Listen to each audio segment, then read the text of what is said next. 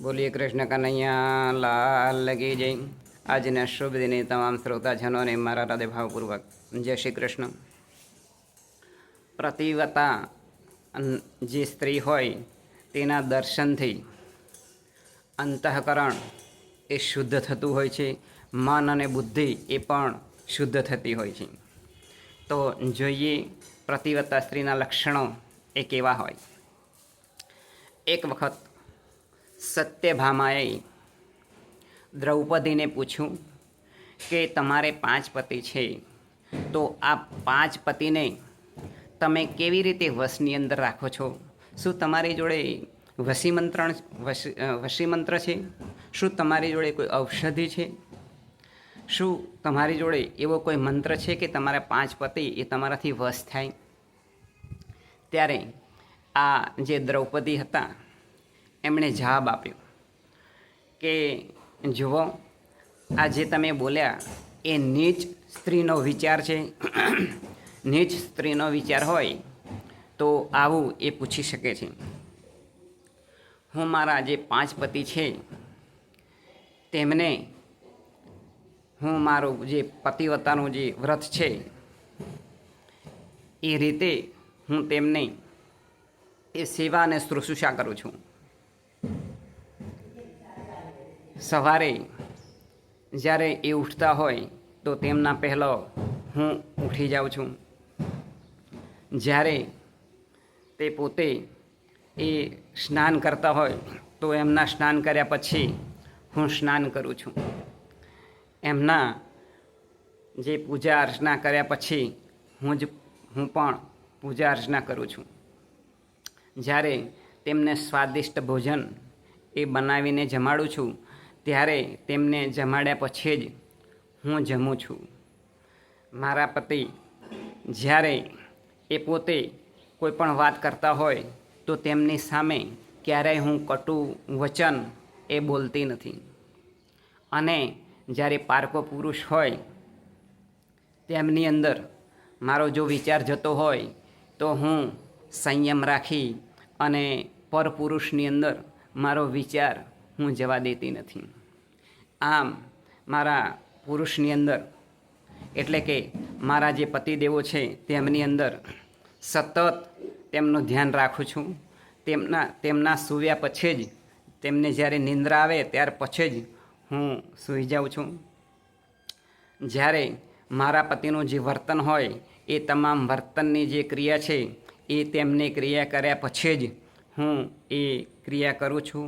આમ મારા પતિની અંદર એટલે કે મારા પતિદેવોની અંદર હું સતત મગ્ન રહી અને હું સતત એમની સેવા કરું છું.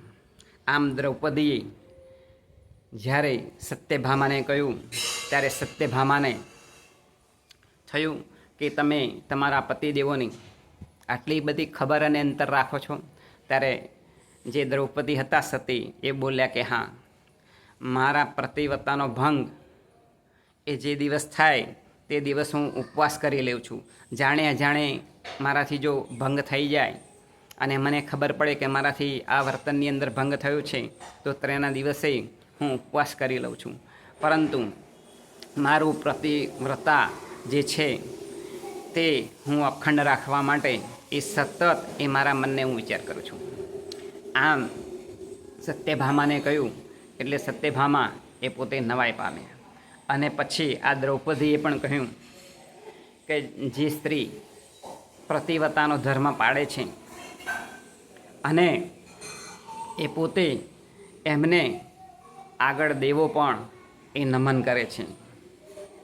કાળ કોઈ પણ જો એમને કાળ આવે લેવા માટે તો એકવાર તો એ કાળને પણ એ પાછો એ ઠેલી દે છે.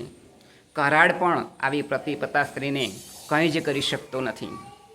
જે સ્ત્રી સતત પોતાના પતિની અંદર મગ્ન રહી અને તેમની ક્રિયા કરે છે, તેમની ક્રિયા કર્યા પછી કરે છે, તેમની સેવાની અંદર મગ્ન રહે છે, એ સ્ત્રી એ પ્રતિવતા સ્ત્રી છે. જોઈ લો એવા અનંત ઉદાહરણો છે. સતી સાવિત્રીએ પોતાના પતિનો જીવ એ પાછો એ લાવ્યા હતા.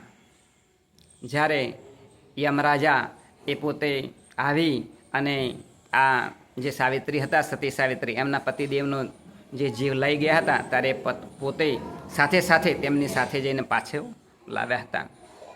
તેવી રીતે અનસૂયા હતી, તેમને પણ બ્રહ્મા, વિષ્ણુ અને મહેશ આ ત્રણેય દેવો ને આ અનસૂયાએ નાના બનાવી દીધા હતા. કારણ કે તમે નગ્ન થઈને ભિક્ષા આપો એવું કહ્યું હતું. તે વખતે પણ એમને અંજલિ છોટીને નાના બનાવી દીધા હતા. જ્યારે સતી સીતાજીનું પણ ઉત્તમ ઉદાહરણ છે કે જ્યારે રાવણ તેમની પાસે જતો ને ત્યારે વાત કરવાની થતી ને તો સતી સીતાજી તેમની આગળ એક તરણો મૂકી દેતા હતા અને આડું જોઈ અને પછી વાત કરતા હતા. આ સતીનું સતીત્વ હતું.